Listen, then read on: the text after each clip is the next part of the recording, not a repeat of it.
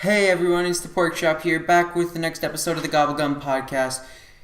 This is episode 8, and as you can see by the title, this is about how 343 Studios stole Christmas. At least mine. Kind of. Okay, so for Christmas, I was asked whether around Christmas, I was asked whether my favorite game was The Legend of Zelda and I said no, it was Halo. Halo Reach, to be exact. So I got Halo 5 for Christmas. I really should have said Zelda. It didn't ruin Christmas really, but it was kind of disappointing, actually really disappointing, because Halo 5 took away what made Halo better than Zelda to me, which was the local multiplayer.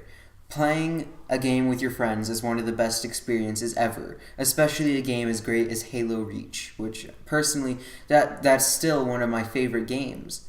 But Halo 5, they took that away. They took away the split screen because 343 Studios said that would make the game better. I have no idea how that would make the game better.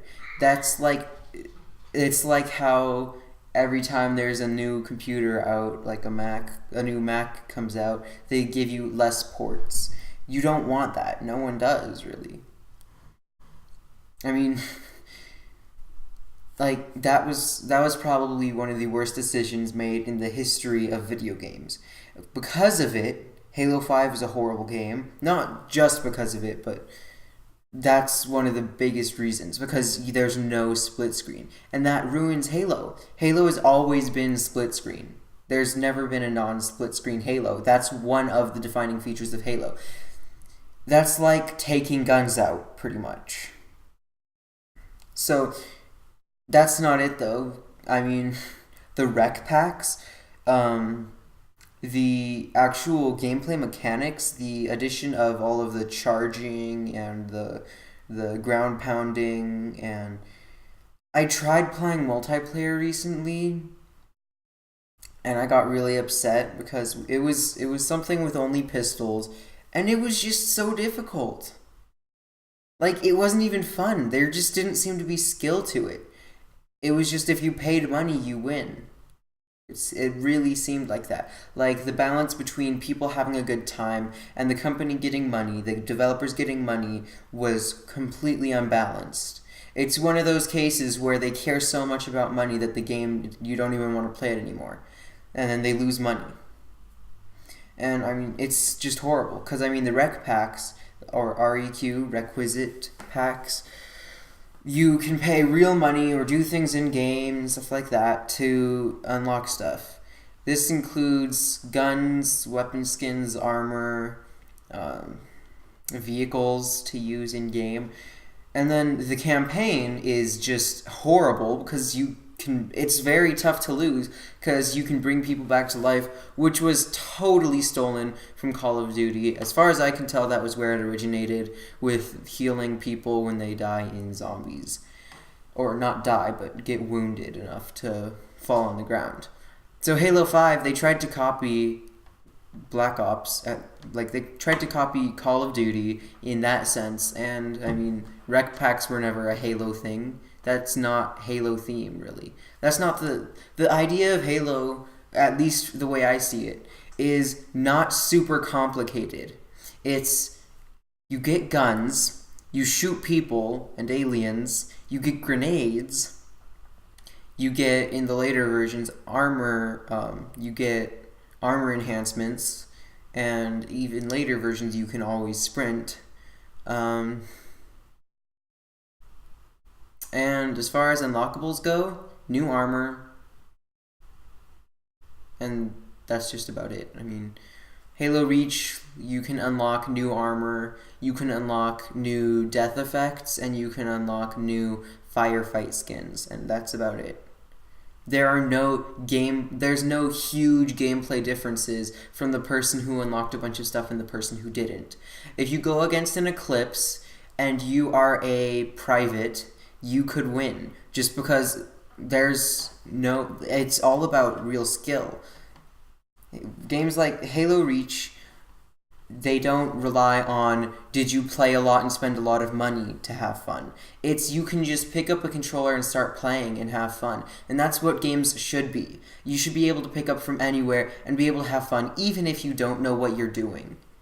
But when games get unbalanced because you have to spend money or play a lot just to get good, and I mean that like good in quote marks because there's no skill involved anymore. It's just who plays more and who spends more money. It's who wastes more time on a bad game. And I'm not going to do that. I've barely played Halo 5, and I believe that is one of the best decisions I have made. So don't play Halo 5. Don't buy it, ever. Because it will never be worth it. The storyline is confusing. You never play as the same character.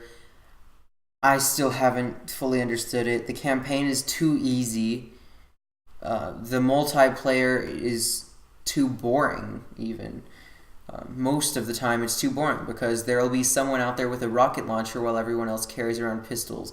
Or someone will spawn in like a revenant. And then it's not fun anymore because they have the huge advantage over you that you can't get. So Halo 5 has confusing storylines. A confusing storyline. A campaign that's too easy. Unbalanced multiplayer, or at least unbalanced online multiplayer, and no local multiplayer. I mean, if you want to make it a more immersive experience, don't get rid of local multiplayer. If you want to make it an immersive experience, make it available in VR, or make it available to turn off all of the visible stats there's a skull for that in other ones. I'm not sure if Halo 5 even has skulls. I mean, and I played Halo 5, and I played it to try to at least unlock some new armor, and that was really, it was impossible. It seems to me like you actually had to buy the armor with real money, or maybe buy a gold rec pack to get it. And I mean, I'm not going to spend a bunch of money just so that I can think I'm good at a game. I don't stoop that low. And 343 Studios, they just need to stop. Halo 4 was okay. It was a step down from Halo Reach, but it was still worth getting. I'd say it was worth about $15. I don't remember, but it probably cost around $20, $30 maybe. It's not worth it. Halo 5, it's not worth it. And Halo 4 did introduce some new and interesting things. It kept the regular you play as Master Chief storyline. Halo Reach did stray from that, but you still played as Noble 7 throughout the whole game. You had your character, that was you. You had your group of friends, that was them. They couldn't revive you. You couldn't revive them. If you die, you respawn. You don't get revived. You don't wait for someone to come heal you. That's how the game is supposed to be, because they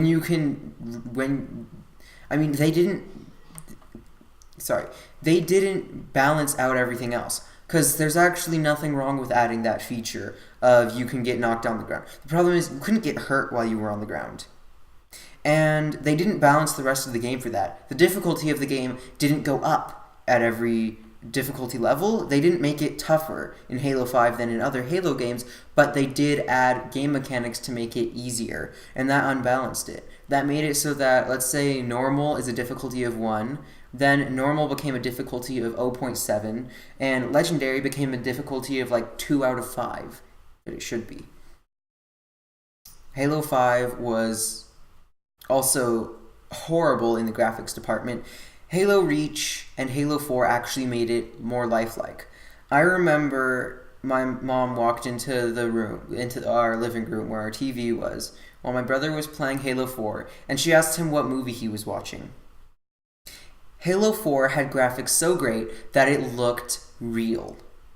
Halo 5 looked like a cartoon. Seriously, don't go down in graphics. Yeah, it's a sci-fi fantasy game.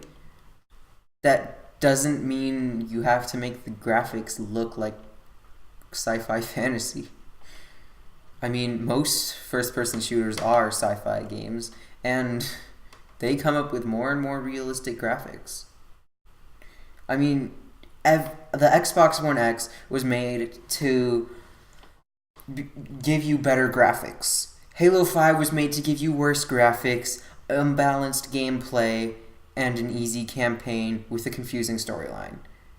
I can't think of a single thing that Halo 5 made better than the other games out there. It didn't make something better than Call of Duty. It didn't make something better than Gears of War. It didn't make something better than Rainbow Six. It didn't make something better than the other Halo games. I mean, I played Halo 3, had some of the best time of my life. Played Halo 2, I mean, it wasn't my favorite, but it was still fun. Played Halo 1, that was a really great time. Played the Anniversary Edition, I had a bunch of fun, played it for about 6 hours straight. Played Halo Reach pretty much all day, for multiple days. I would wake up early in the morning on a Saturday to play Halo Reach. Now I don't even care about Halo, really. I'll play Halo Reach every once in a while, and that's about it. Because Halo 5 is horrible, and how are you going to come back from that, 343 Studios? Anyways, that's it for this video. Don't forget to like, subscribe, leave a comment about what your least favorite feature from Halo 5 is, or try to convince me that I should get that Halo 5 is worth getting. And you can always donate at patreon.com/GobbleGumGaming. Thank you guys, and I will see you in the next video.